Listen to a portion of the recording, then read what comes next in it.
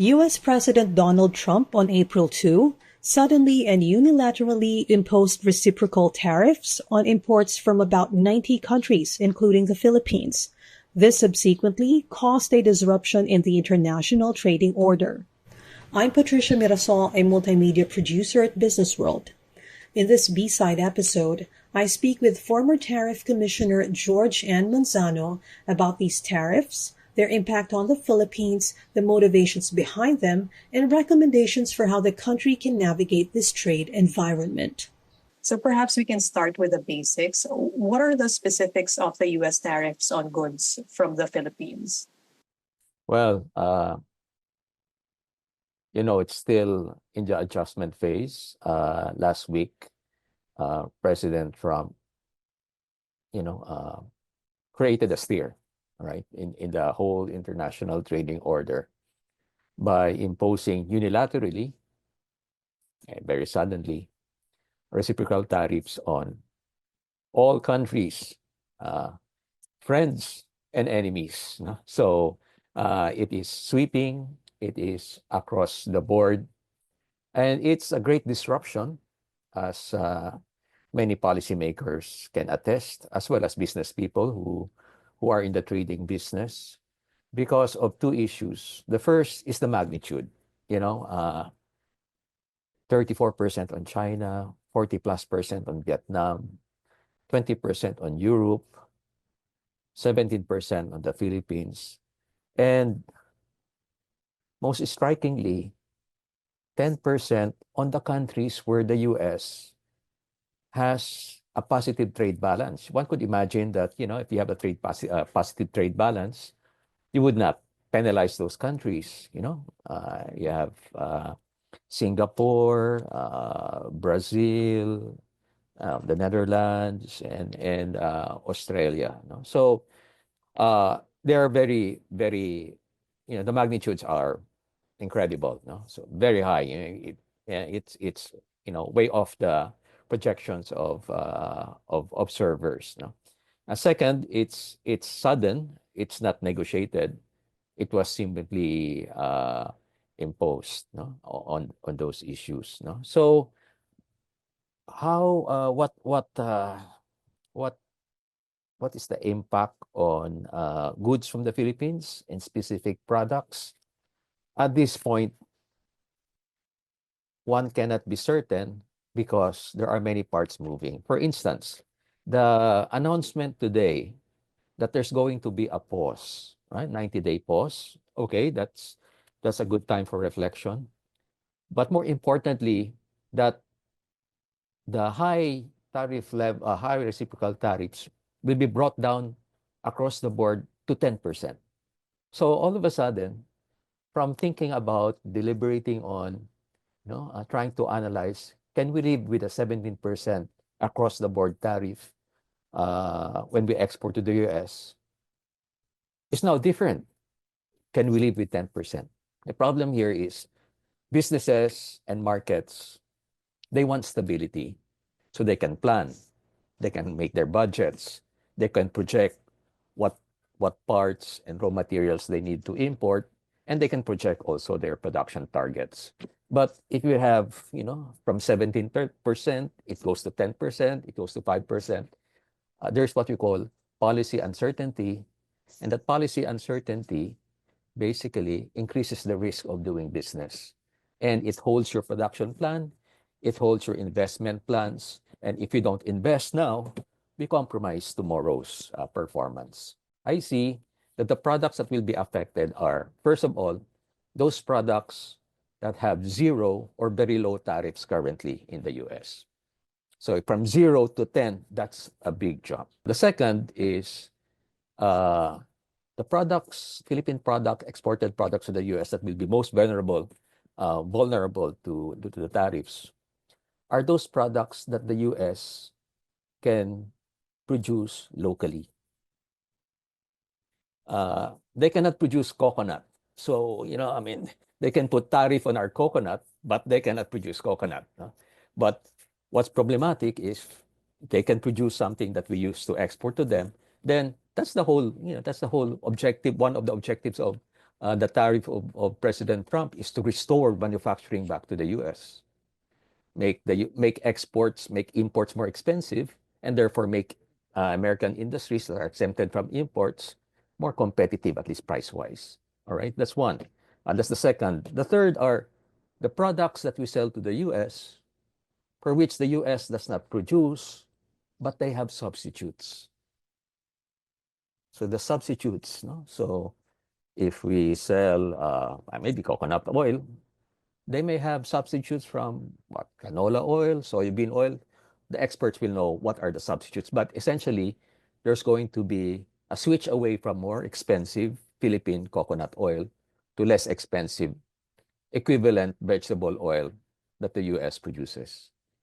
Then the fourth is products that we export to the US for which there are competitors that enjoy a lower tariff than us. One thing is sure is the highest tariff that the US will impose on us is 17%, or if they're already imposing something above 17% currently, like if they're already imposing 30%, they will continue to impose 30%. That's like the bound. What we can do is simply negotiate for a lower tariff. I agree with you that, yeah, the end goal is for all these countries to, fly to the White House to talk to Trump to renegotiate the tariffs that have been recently imposed on them. In final goods exports of China, well, you can say it might be goodbye to Chinese imports in the US. I know Apple produces iPhones in their Foxconn factories in China, and they must be scrambling to move production out of China towards their new plants in India. Costco, Target, they're also, they have plenty of suppliers from China. Now, they must be burning the midnight oil trying to get alternative suppliers. Otherwise, they have problems with business. All of those will be affected by 104%. Now, I believe it's already 125%, no? Well, 104, 125, it doesn't matter. Once you reach 100%, it's like the game's over, when it comes to imports from China. Now, from the point of view of how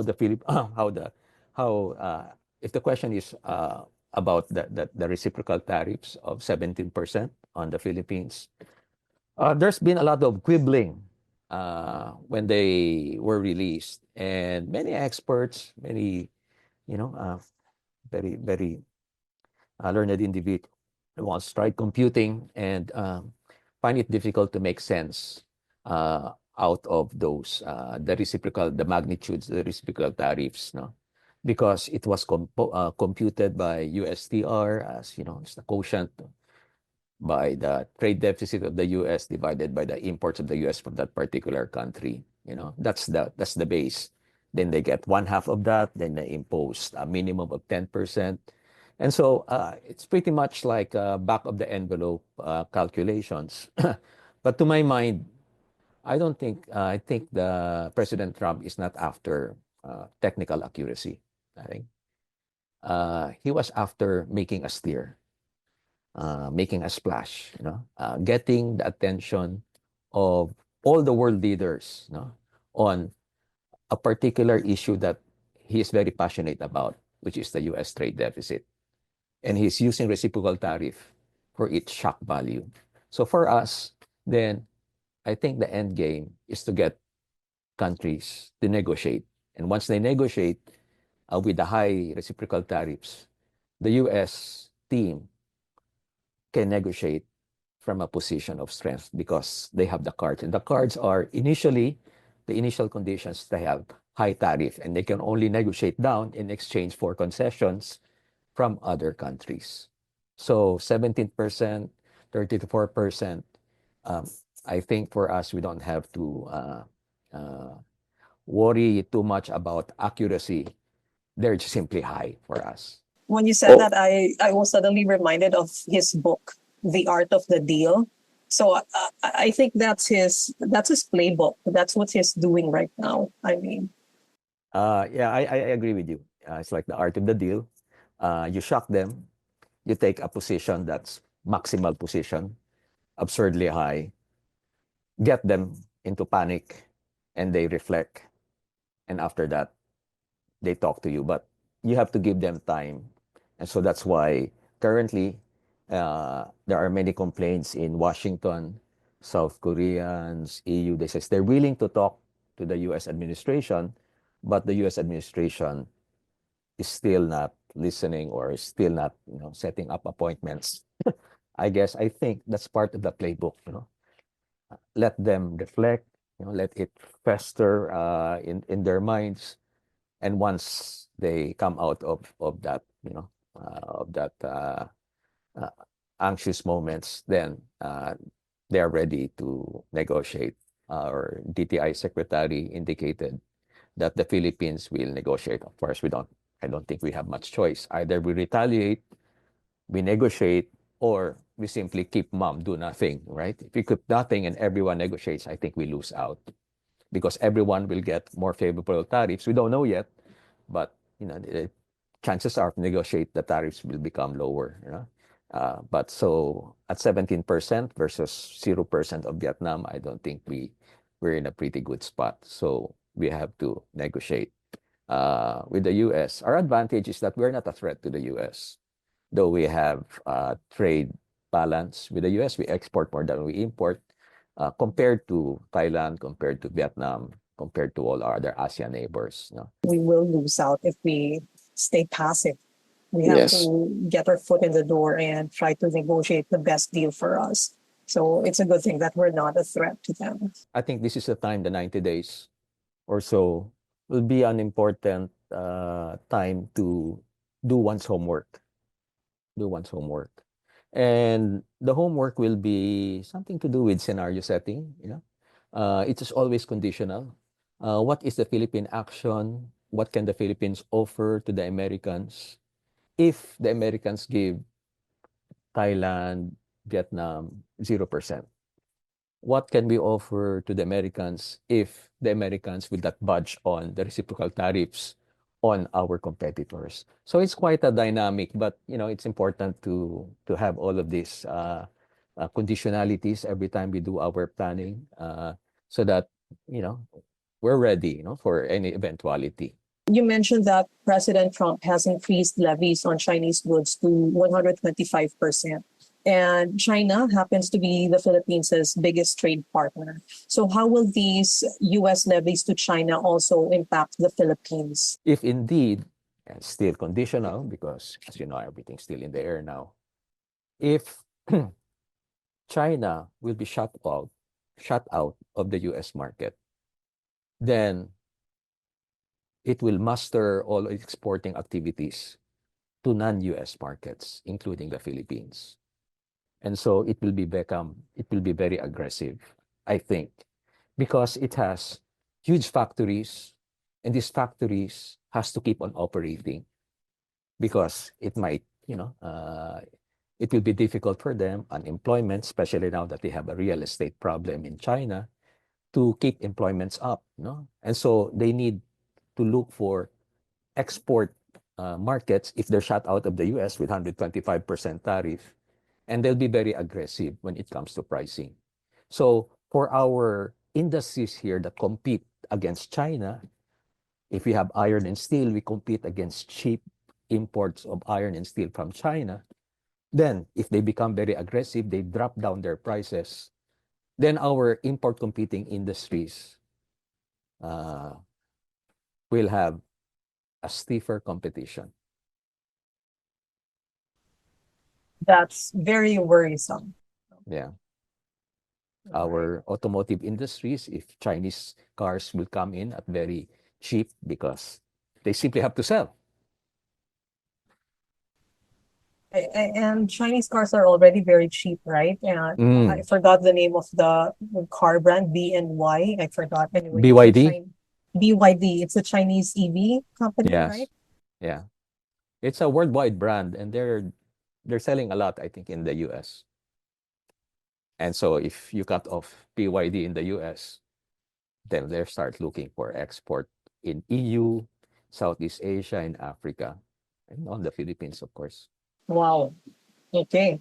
So I'm going to quote a few personalities. The first one is Ray Dalio. He's a businessman, and he said that the rules governing the world economy and geopolitics are systematically disintegrating. The far bigger, far more important thing to keep in mind is that we are seeing a classic breakdown of the major monetary, political, and geopolitical orders. And then also Lawrence Wong, the Singaporean Prime Minister, also mentioned that the last time we experienced something like this was in the 1930s. Trade wars escalated into armed conflict and eventually the Second World War. Uh, do you have any thoughts on these Yeah. opinions? Well, yeah, that's right. What Trump is doing, technically, increasing tariffs unilaterally, is is a violation of the WTO rules, I think. Okay. But he can do it because the US can invoke some exceptions. And that exemption is when there is an emergency. When a country, has an emergency, then it has more leeway in doing its tariffs, no? So, but if you follow by WTO rules, you cannot simply increase your tariffs. You have to respect the bound tariff, which is the maximum that you committed in the WTO. When you set your tariff, you have to set it equally across all members of the WTO. You don't play favorites. There are rules in WTO. Countries know what they can do, what they cannot do. So, and there is a settlement dispute because in the course of doing trade, like any business, there's going to be some problems. You don't get paid, so on and so forth. So they have trade settlement disputes. But here, with reciprocal tariffs, first, the rules are not certain. The rules depend on the US, basically. And there is basically uncertainty. Yesterday the tariff on China is 104. Today is 125.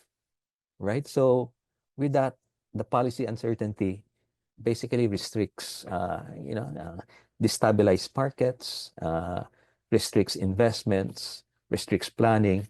And once you have uncertainty, the risk premium goes up. US can dictate the rules because they have a power, and their power is they're the biggest importer in the world. So for them, it's a buyer's market. You know, what's ironic is that a Trump ally, Elon Musk, is also, well, his businesses are also being affected by these tariffs to China, right, and to other countries. Given that we now live in a VUCA world, volatile, uncertain, complex, and ambiguous, what long-term strategies can the Philippines consider in order to build resilience against such trade shocks? Okay. One is simply, well, I guess get the lesson. Don't be too over dependent on the US market. This experience will teach us a lesson to diversify. Secondly, let's give our services export a big boost. Services, there are no tariffs in services, right? So, and the US also is a big tariff exporter. Actually, that doesn't their services trade doesn't figure into the reciprocal tariffs simply because it's services. There are no tariffs in services because services are regulated in different ways. So let's concentrate on services also. And thirdly, we should again, like the US, try to increase our value added, no? Value added, no? Especially in manufacturing. In 2022, uh, our exports to the US was $14.79 billion, 2022. Of that, $15 billion, uh, around $3.4 billion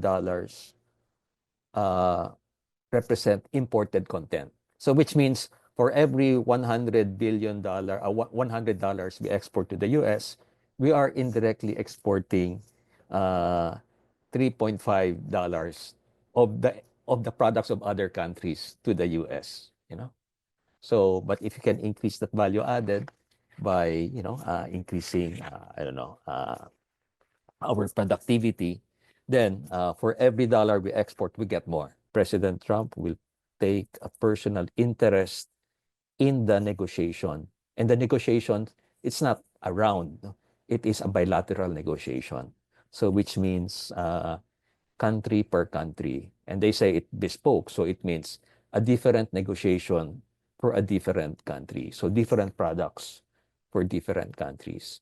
This is a very fascinating topic for me, although, of course, it's very scary because of the massive uncertainty. But at the same time, as I think it was Confucius who said, for every crisis, there's an opportunity. So this 90-day reprieve can also offer us, like you said, a time to reflect and do our homework. And hopefully we come out of this more resilient. If there's anything else you would like to share before we end. Not much, but it's interesting to follow. At the end of the day, it's now the clash of titans, the US and China, right? The US and China. And we don't want to be collateral damage, in the trade. So we have make good relations with both of them. We don't have to, it's not our part to take sides. But we have to be ready of whatever outcome there is, and it's going to depending on how it goes. Because if it goes badly, then the world will be destabilized. Again, if it goes well, then there'll be a new world order. Everything is still in flux, but there are long-term strategies that the Philippines can consider, such as diversifying the markets we trade with and boosting our services exports to be able to build resilience against trade shocks in the future. This has been another episode of B-Side. Subscribe now and enjoy industry insights on Philippine business and beyond.